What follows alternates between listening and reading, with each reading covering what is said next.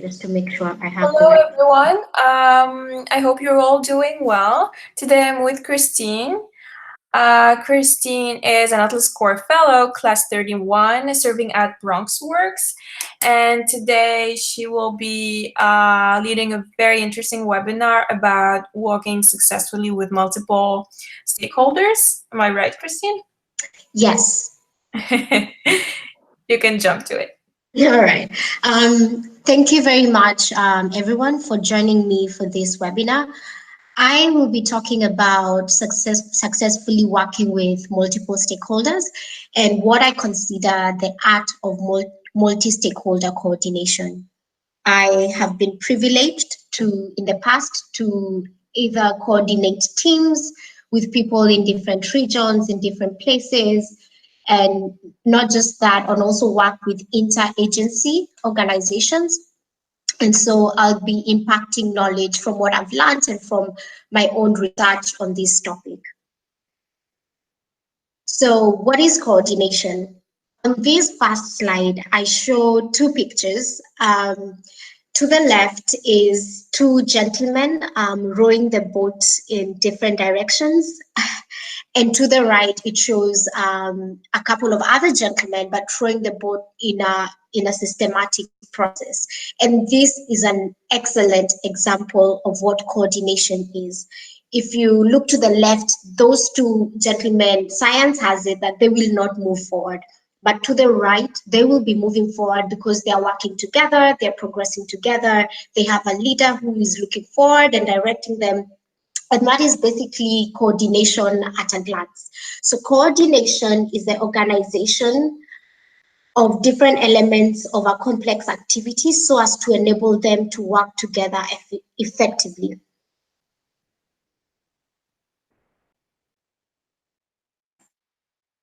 So, and I follow a certain process flow when it comes to engaging with the different stakeholders. And the first one is the stakeholders analysis, which is basically getting to know who your stakeholders are, be it a project, be it a business, be it a program that you're running. You need to understand who your stakeholders are, and the stakeholder analysis helps you to do that. The second one is a shared vision. You as the leader or the coordinator in this aspect needs to have a shared vision with everyone else that you are working with. So, and for this, we will delve much deeper in the later slides, but the shared vision ultimately helps you to know that you're progressing on the right direction and you're working together in a systematic flow and in a systematic manner. And as the leader, you also need to articulate this vision well, both to your stakeholders, but also for your own self-understanding. It's always a backup. When you hit a wall, it will be what will lead you back on course. After you have a shared vision, you need to know your team. You need to know who you're working with, who the stakeholders are. And this is not just understanding their titles, but going much deeper to understand what are their strengths, what are they bringing onto the table, what are their weaknesses, what is the major area of focus that they would like to primarily work on. And this will help you, one, obvious reason is so that you do not waste time allocating roles to stakeholders who ideally do not function in that capacity or in whatever else capacity. The fourth aspect is define roles and review regularly. And so at the end of this process, once you have done your stakeholder analysis, you have a shared vision, you know your team, you will need to define the roles for each of the stakeholders. And this means assigning what are they bringing to the table? What is it that they will be working on in this whole coordination process? And just so that, and once you define these roles, sharing them with the entire group, just so that they can know what each of them are bringing and how it intertwines and works together. And in addition to this, you will need to review regularly. To my left, I have what I'm calling the enablers, the key aspects that you will need that this process flow cannot function without. They are the oil that makes the whole process work.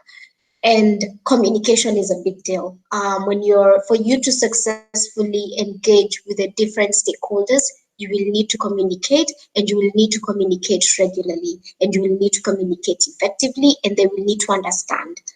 The second enabler is review meetings. You will need to review. You will need to review, how are we doing as a team? How are we working? What are we getting onto the vision? Are we okay? And also you will need to plan.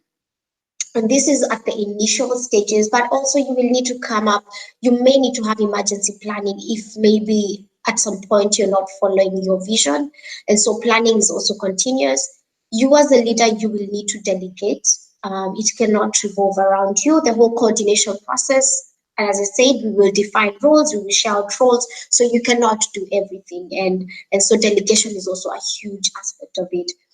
You will also need to have schedules and making schedules. So, for example, come up with a work plan, either yearly, monthly, uh, every quarter, just to know at this point, this is what we want to have achieved, and we will be meeting to review this.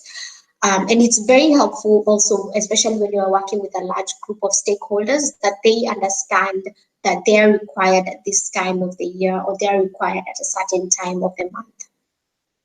You will need to multitask, and that is basically working at different aspects at the same time, just because, again, when you have different stakeholders, they have different needs. And so at some point you might need to review certain things with others, and at some point you might need to progress certain things with other stakeholders.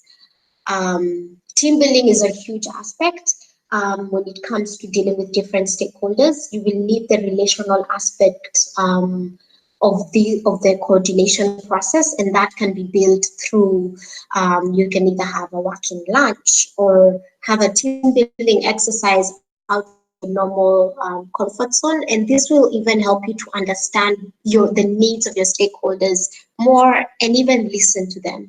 And finally, project management is a huge aspect. As a leader or as the coordinator, you need to have some basic project management skills, and this will help you progress the project, because you will need to, even as you understand the needs of the different stakeholders and as you coordinate everyone to work together, you must be able to know, are we working within the defined time frame? What do we need to either get to a certain goal or achieve certain tasks?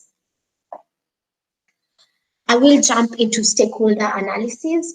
And basically, you need, and this is the first step of any stakeholder engagement, you need to understand who your stakeholders are, even as you start out that program or that project or that business that involves a lot of different parties.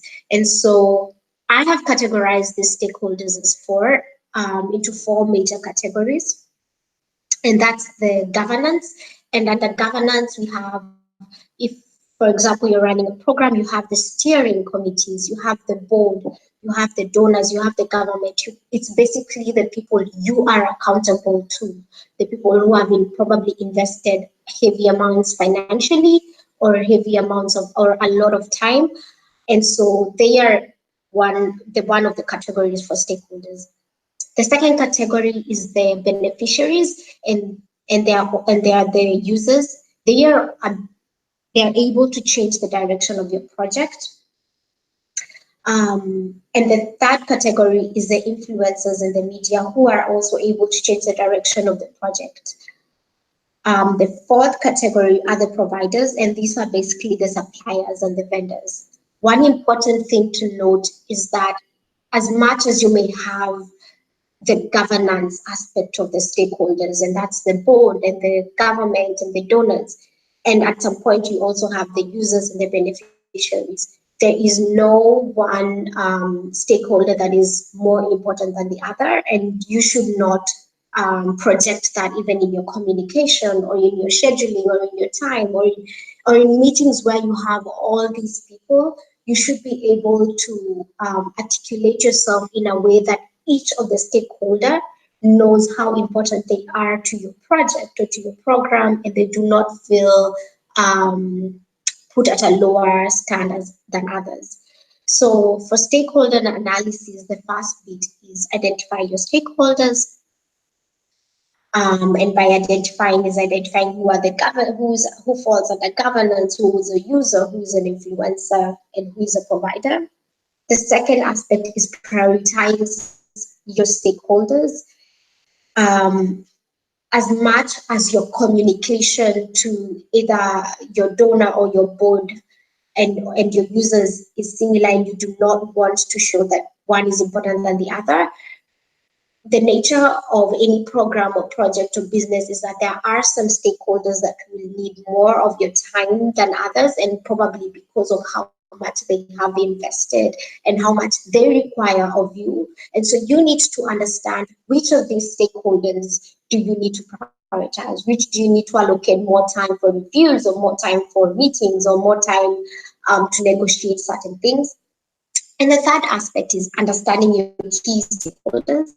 By understanding one of the biggest part is basically listening to them and knowing what are their needs at this point. What do they want to achieve within this whole coordination process?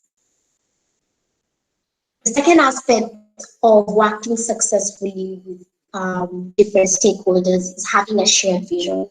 As the leader and as the coordinator, you need to develop a vision, and you need to have at the backbone, at the back of your mind, what the vision is constantly.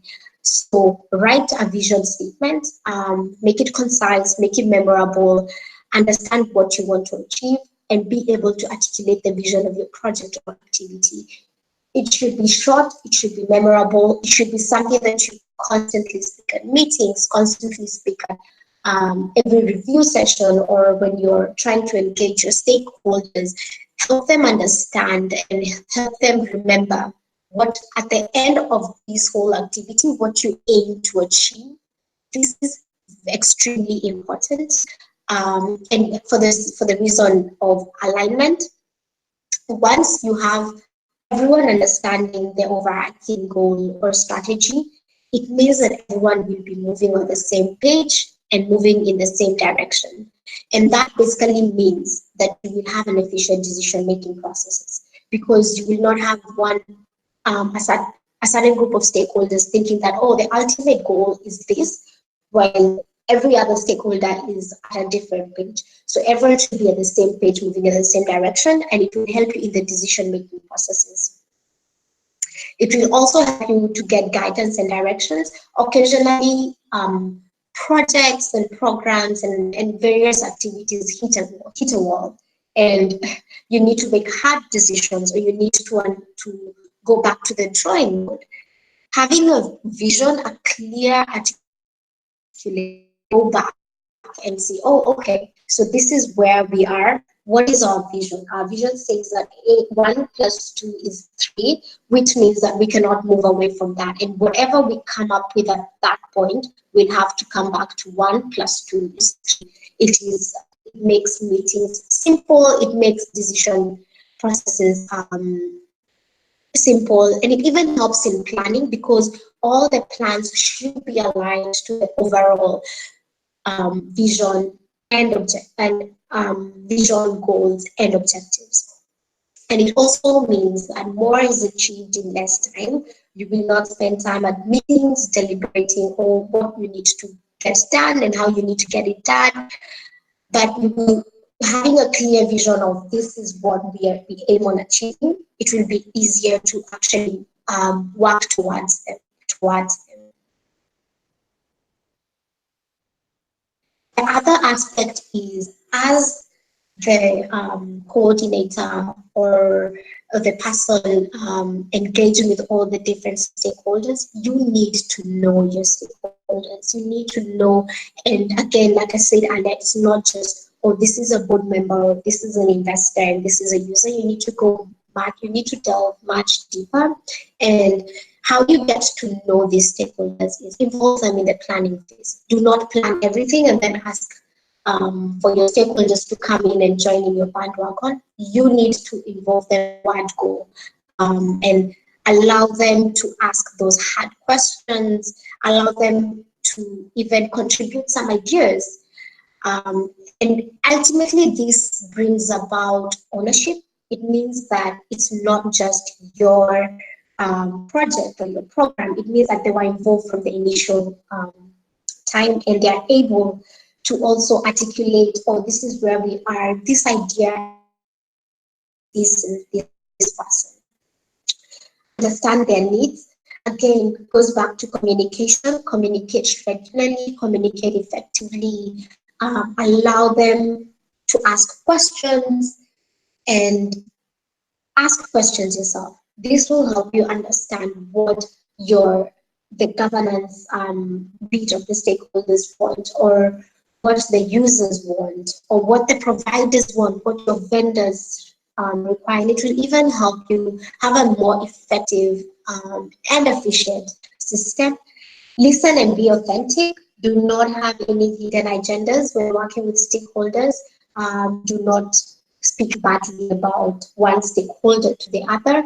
Be authentic, be genuine, have clear communication for each, such that if the stakeholders are talking to amongst themselves, that they do not have any question marks because of something you say to one and you do not say to the other person. Also, treat them respectively, irrespective of their contribution. Like we saw earlier, we have some stakeholders who will be bringing in the funds and bringing in the resources. So like the donors and the board. We also have the users. And if you're running a program, the users will ultimately be the beneficiaries and may not contribute financially, but may contribute otherwise. And so they should not feel that they're being treated less. All stakeholders are equally important. We just learn to prioritize them. Do not downplay any contribution. Again, this goes back to respect. Do not downplay if one stakeholder at this one point is bringing the finances or bringing the big ideas, and one of the other stakeholders is just probably getting you networks and not necessarily getting you the funds. Do not downplay that contribution. Everything works together, and every stakeholder is a piece of the puzzle, without which the entire picture is not complete. Attribute all success to all stakeholders and be grateful. And this is especially important to get trust from your stakeholders. If you need them to trust you, you will need to do not get all the success. You need to acknowledge that, oh, that this bit that the users were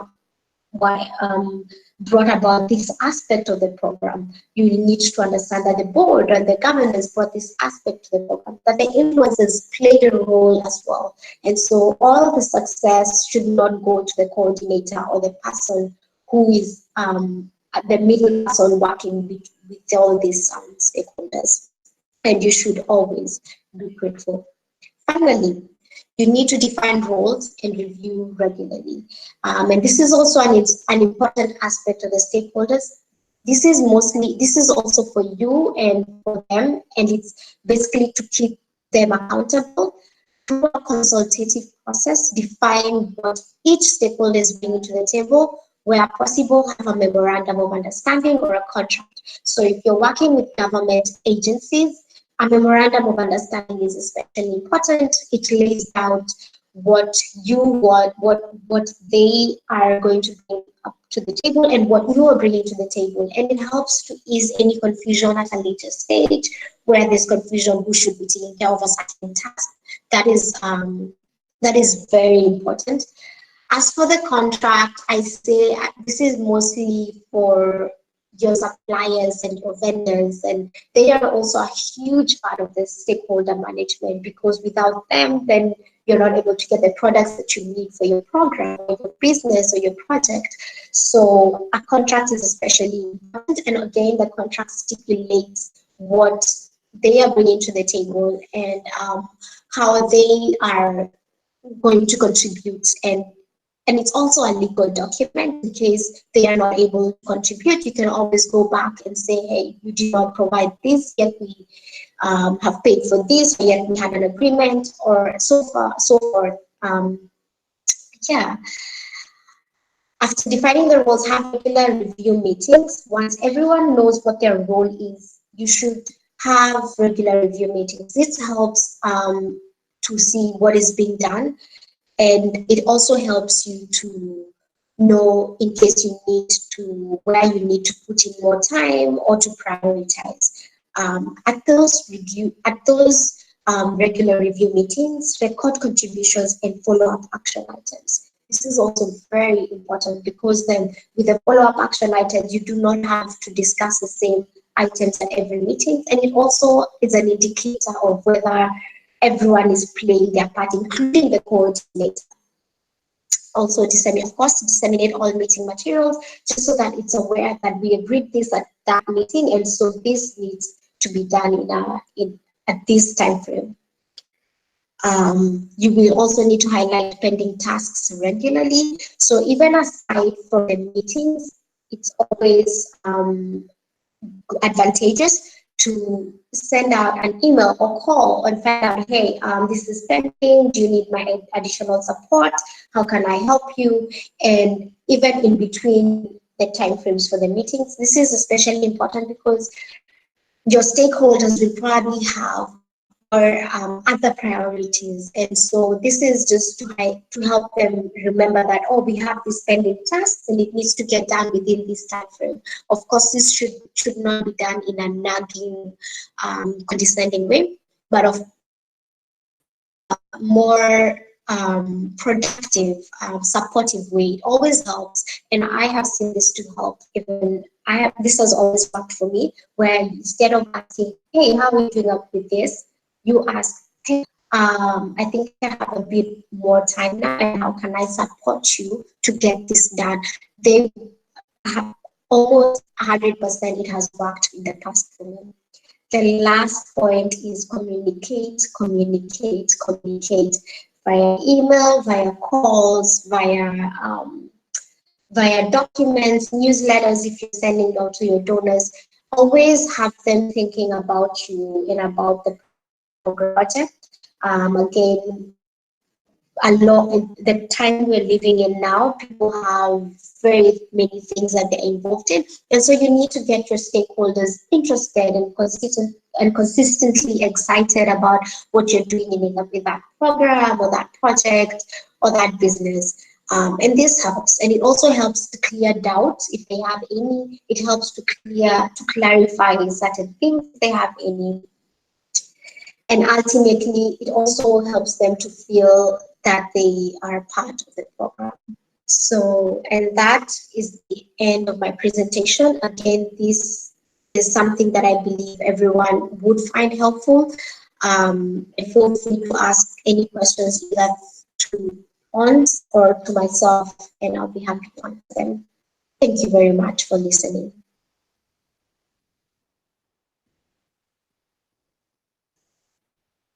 Ons,